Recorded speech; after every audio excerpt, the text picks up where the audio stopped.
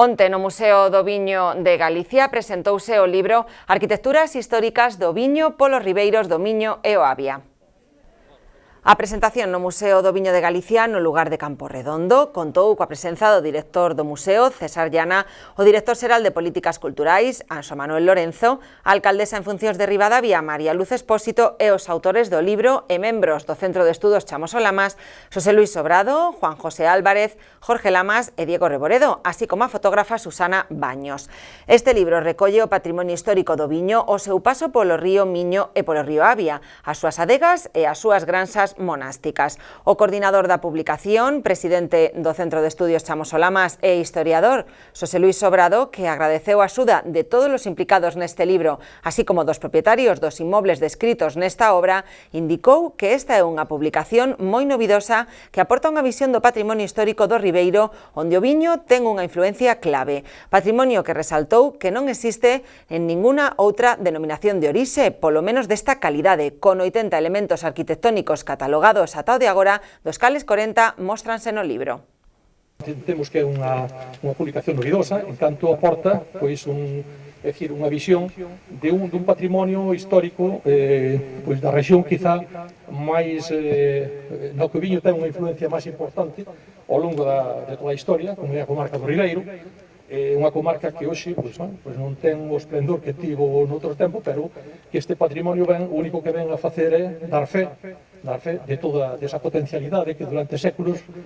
tivo e mantivo dentro da economía galega, sobre todo nos séculos aqueles da Idade Media, onde o viño prácticamente era o produto de máis valor económico, e que esta comarca fixo ese potencial vinícola, fixo que se estableceran aquí prácticamente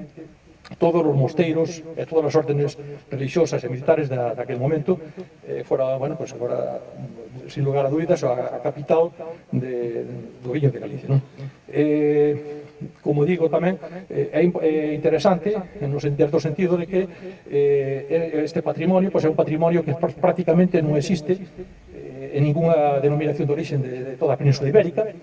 sobre todo en esta cantidad, en esta calidad. Estamos falando que neste momento no libro van un total de 40 elementos patrimoniais, adegas e granxas. Temos catalogadas outras 40 e ainda nos faltan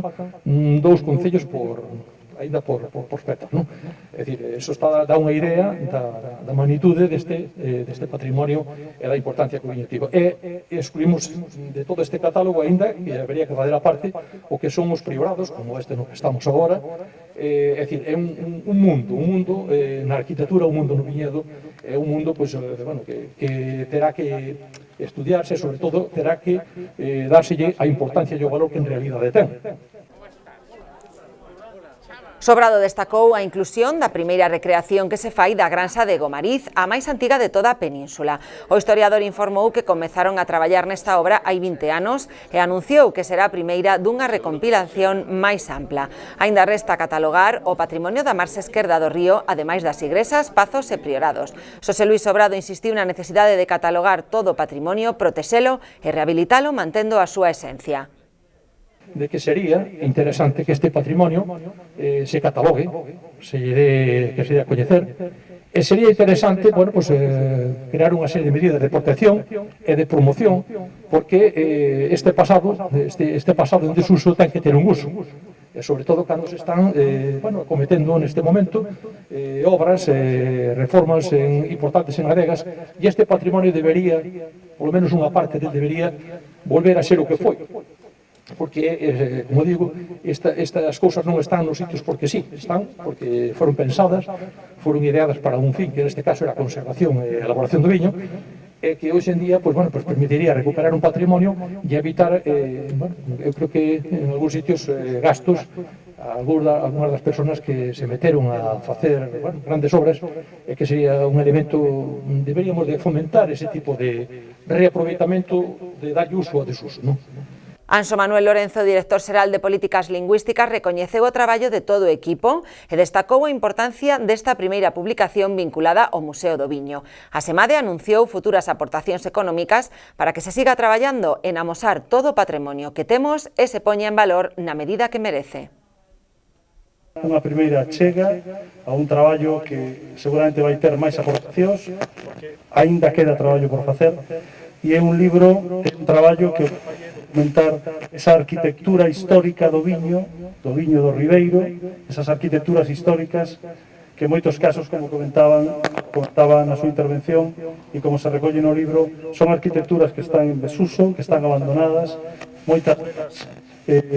delas descoñecidas, arquitecturas descoñecidas. Por lo tanto, esta obra, este libro é un documento, é dicir, é un informe que documenta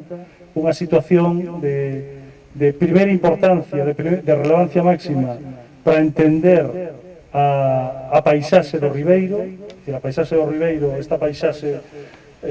formulada principalmente no Ribeiro, alrededor do viño.